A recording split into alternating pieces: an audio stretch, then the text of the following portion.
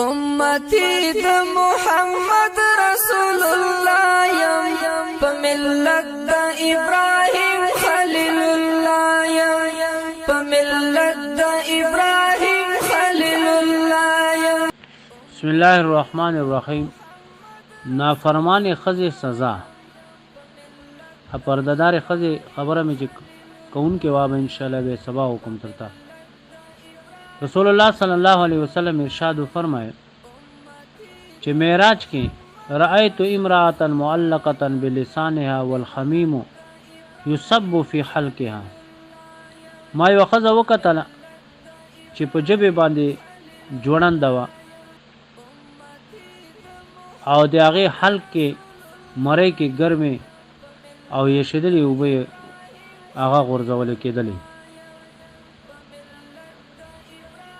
نو دا تاسو ګورئ کچېری یو بندا د بل جبا کینچ کی څومره تکلیف وي بیا به هغه خزې څه حال وي چې پوره بدن هغه په جبې باندې لټکاوي. پوښتنه ته وکړه شو یا رسول الله دا خزه څوک و؟ رسول الله جواب کوي واما التي كانت معلقه بلسانها فانها كانت توزي زوجها. دا هغه خزه وا چې په جبه باندې کومه جوړند وا دا په حقیقت کې هغه خزه وا چې خپل خاوند ته تکلیف رساو. نن سبا خزه د خپل د میړه مخې ته څومره بدتمیزي کوي، هټ درمی کوي، ضد کوي، خبرو کې جواب ور کوي، چوپ کېږي نه. دې له وجې نه مشهوره محاوره ده وایي سړي لاس په کابو کې نه وي او ښځې چې کوم د ژبه په کابو کې نه وي. د میړه مخې ته ټر ټر کوونکې ښځه دا به په ژبې باندې ځوړنده وي په جهنم کې. نو ښځو ته پکار دي چې خپلو خاوندانو مخې ته زبان درازي نه کوي، دی بچکی دی نه ځان او خپل ځان د جهنم مستحق نه جوړوي. په دې کې عافیت ده. دروغجن سړي سزا چې کوم سړی دروغجن وي ژبه غلطه استعمالوي هغه په باره کې حدیث پاک کې راځي.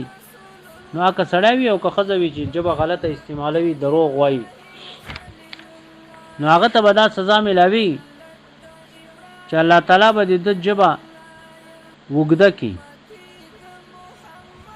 او چې کله دی روان وي نو دا ژبه به وروستو چې کوم د پسې راکخله شي او خلق په پاغه باندې خپې کړي.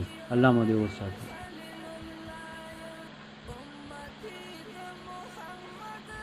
بیا یې خزه په باره کې رسول الله صلی الله علیه وسلم فرمایله زناکار خزه ورأيت امرأة قد شدت رجلها الى صديها ويداها الى ناصيتها. وما یو خزه وکتله په جهنم کې چې د دې دواړه خپې د دې دواړو تیو سره او دغه رنګ دواړه لاسونه د هغې ټنډې سره تړلی شوي وو. پوښتنه وکړه شو یا رسول الله ښځه څوک وه؟ وی فرمیله واما المعلقة بصدیها فإنها كانت تفسد فراش زوجها.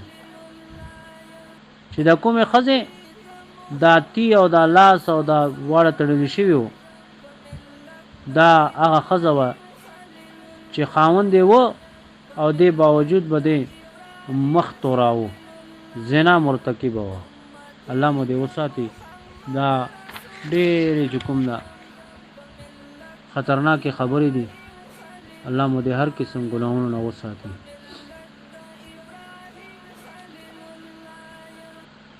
او بیا رسول الله صلی الله علیه وسلم فرمیله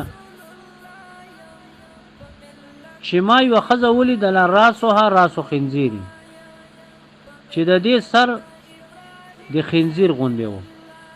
خنزیر دا ځناور تاسو ورته وایي، مونږ سور هم ورته وایي، مونږ دغه ته سوډر وایي. او بدن د دې نور بدن په مثل د خره و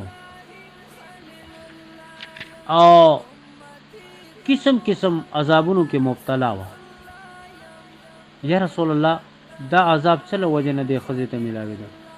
نبی صلی الله علیه وسلم ارشاد فرمایي چې دا ښځه چې دا سر خنزیر غوندې او نور بدن یې خره غوندې و دا دې له وجې نه چې چغلخوري به یې کوله دروغ به یې ویله 2 کسان به یې جنګول د یو خبره به د بل کس ته په فساد په نیت باندې رسوله الله تبارک وتعالی دې تاسو مونږه داسې ګناهونو نه وساتي